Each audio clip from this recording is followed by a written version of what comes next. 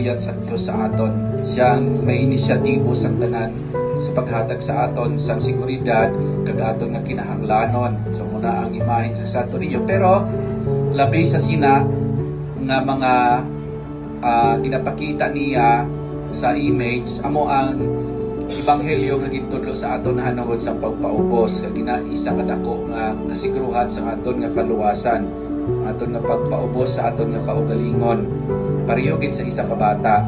Siling niya, dumduman ninyo ini kung hindi ka mo magbaylo, mangin kaangay sa mga kabataan, hindi gid ka mo makasulod sa ginharian sang langit.